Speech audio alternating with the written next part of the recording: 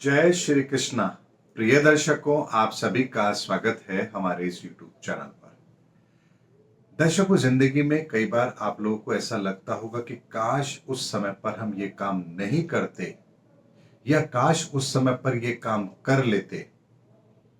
तो आज स्थिति हमारे जीवन की दूसरी होती। ऐसा बहुत से लोगों ने अपने जीवन के अंदर महसूस जरूर किया होगा। दर्शकों, आज के वीडियो के अंदर मैं एक ऐसी महत्वपूर्ण जानकारी दे रहा हूं, यदि जिसे आप अपने जीवन के अंदर एप्लीकेबल करेंगे तो ये मेरा दावा है कि आप किसी डिजास्टर सिचुएशन में अपने आप को कभी भी लेकर के नहीं जाएंगे अपने जीवन में। यानी ऐसा कभी वो पल नहीं आएगा जब आपको ये पछताना पड़े या ये सोचना पड़े कि काश मैं उस समय ये नहीं करता तो बढ़िया रहता।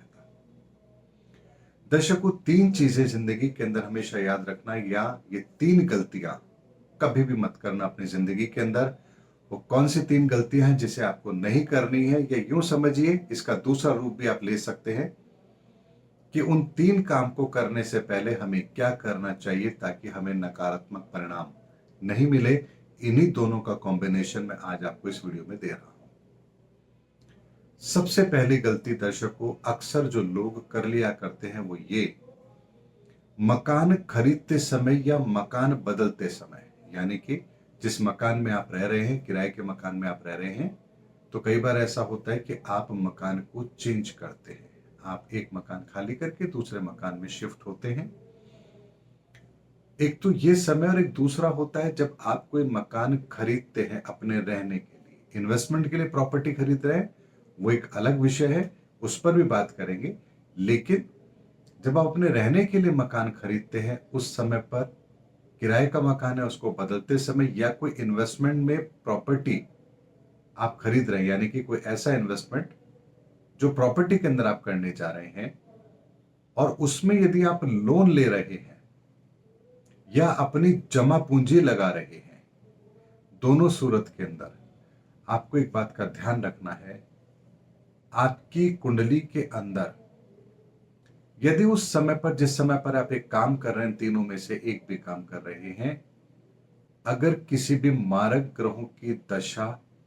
अंतरदशा या प्रत्यंतर चल रहा है, तो आपको ये गलती कभी भी नहीं करनी है। यानी कि अगर मारक ग्रहों की महादशा चल रही है तो उस समय पर किसी भी तरह की प्रॉपर्टी को खरीदने का विचार आपको नहीं करना चाहिए।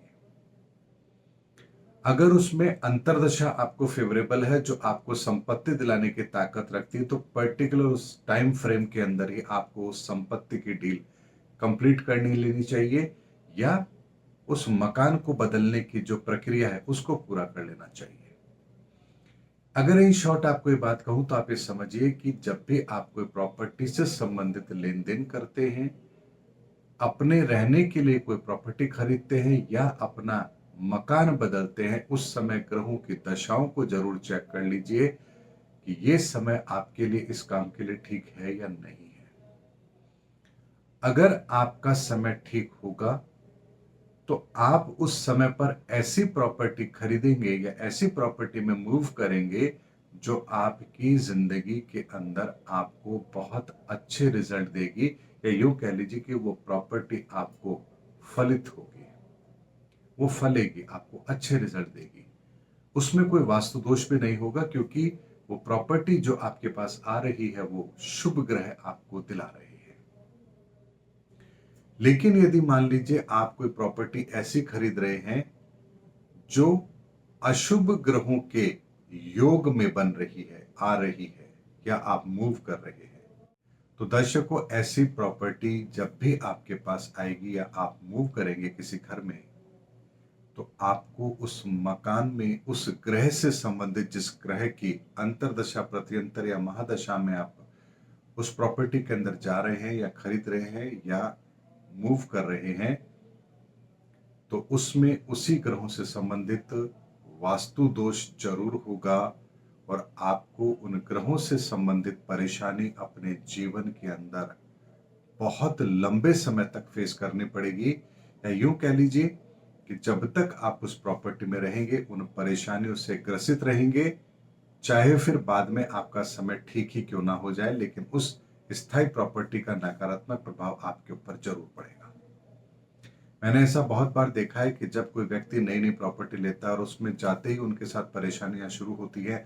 अब वो उसको बेचना भी चाहते हैं, निकलना भी चाहते हैं, लेकिन कोई रास्ता उनको नहीं मिल रहा है। तो मैं एक आसान सा उपाय उनको जरूर बताता हूँ। मैं कहता हूँ कि कुछ दिनों के लिए उस प्रॉपर्टी से अपने आप को दूर ले जाइए, फिर उसको बेचने का प्रयास कीजिए। आपका काम बहुत सहजता से हो जाएगा। और जब वो लोग एक करते हैं तो उनको रिजल्ट भी जरूर मिलते हैं। यानी आपको उस प्रॉपर्टी से अपने आप को दूर करना पड़ेगा यदि उस प्रॉपर्टी से संबंधित नकारात्मक प्रभाव आपके जीवन पर एप्लीकेबल हो रहे हैं। तो वो आपको आसानी से वो प्रॉपर्टी बेचने भी नहीं देंगे, आपको उसको बदलने भी नहीं देंगे। ये हो गया दर्शकों एक गलती जो हम अक्सर अगर करते हैं तो उसके परिणाम हमें नकारात्मक मिलते हैं, और इसका ध्यान यदि हम रखते हैं तो हमें रिजल्ट बहुत अच्छे मिलते हैं। दूसरी गलती जो हम लोग अक्सर कर लिया करते हैं वो ये कि जब भी कोई नौकरी बदलनी होती है तो हम ये नहीं देखते कि हमारा समय कैसा चल रहा है, या आप नौकरी छोड़ते हैं तो उस समय ये नहीं देखते हैं कि आपका समय कैसा चल रहा है। ऐसे में दर्शकों कई बार ऐसा होता है कि हम नौकरी छोड़ने के बाद बहुत पछताते हैं, या नौकरी छोड़ने के बाद हमें कोई नई नौकरी नहीं मिलती है, हम परेशान होते हैं, और अच्छा समय आने के बाद भी हमें नौकरी नहीं मिल रही होती है, या अच्छी खासी नौकरी होती है लेकिन हम उस नौकरी को बदल लेते हैं, और उस नौकरी में नई जगह पर जाने के बाद हम पछताते हैं कि यहाँ तो माहौल पहले से भी ज्यादा खराब है। ये भी वो समय होता है जब आपको नौकरी बदलते समय, नौकरी छोड़ते समय एक बार ये जरूर चेक कर लेना चाहिए कि ये वर्तमान का समय आपको नौकरी छोड़ने या बदलने के लिए शुभ है या नहीं है। कहीं ऐसा तो नहीं है कि वर्तमान में जो आप निर्णय ले रहे हैं आने वाले समय के अंदर आपके लिए कोई परेशानी का कारण तो पैदा नहीं कर देगा। और तीसरी गलती दर्शकों जो अक्सर हम करते हैं वो ये होती है कि हम कई बार कोई नया व्यापार करना चाहते हैं, या व्यापार के अंदर कुछ एक्सपेंशन करना चाहते हैं, कुछ इन्वेस्टमेंट करना चाहते हैं रनिंग बिजनेस के अंदर, तो हम बैंक से कुछ कर्ज लेते हैं या कोई नए पार्टनर हम ढूंढ लेते हैं जिनसे हम फाइनेंस लेते हैं। दर्शकों यदि आपका वर्तमान का समय ऐसा है जो आपको किसी कर्ज के दलदल में फंसाने वाला है, तो उस समय पर यह गलती आपको कभी भी नहीं करनी चाहिए।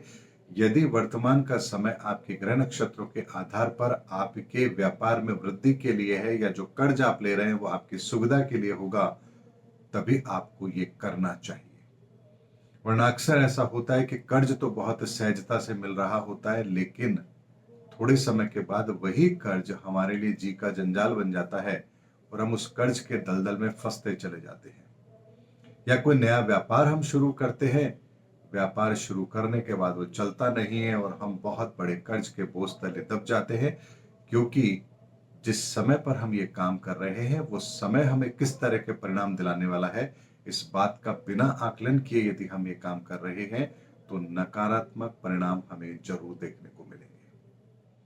अब इन तीनों चीजों को कंसोलिडेट करके अगर मैं आपको बताऊं तो आप इस बात को ऐसे समझिए, एक पॉजिटिव वे में ऐसे समझिए, यदि आप कोई मकान खरीद रहे हैं, या मकान बदल रहे हैं,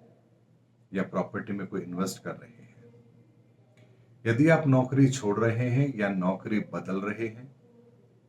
आप कोई नया व्यापार कर रहे हैं या व्यापार के अंदर कोई नई पूंजी डाल रहे हैं, इन सभी कार्यों से पहले ग्रहों की स्थिति का आकलन आप जरूर कर लीजिए, क्योंकि अगर ग्रहों की स्थितियां आपको अच्छी मिल रही है तो आपके काम 100% सफल होंगे। और यदि आपके ग्रहों की परिस्थितियां उस समय पर ठीक नहीं है तो आपके प्रयास चाहे कितने ही बढ़िया क्यों ना हो, लेकिन आपको असफलता जरूर मिलेगी, क्योंकि वो काम जिस समय पर आप कर रहे हैं उस समय पर आपको परिणाम देने वाले ग्रह कौन से हैं, और वो आपके कुंडली में शुभ है या अशुभ है, ये इस बात पर तय होगा कि आपको परिणाम कैसे मिलेंगे। इसीलिए दर्शकों अगर छोटी सी बात अगर हम अपने जीवन में ध्यान रखें तो जीवन में बहुत बड़ी परेशानियों को हमारे जीवन में प्रवेश करने से पहले ही हम रोक सकते हैं, और इतनी सी सावधानी हमें अपने जीवन में कई बार बहुत बड़े विनाशकारी परिणामों से भी अवश्य बचा लेती है। उम्मीद करता हूं दर्शकों मेरा आज का वीडियो आपको जरूर अच्छा लगा होगा। अगले वीडियो में आपसे फिर भेंट होगी, तब तक हमारे चैनल पर बने रहिए। जय हिंद, जय भारत।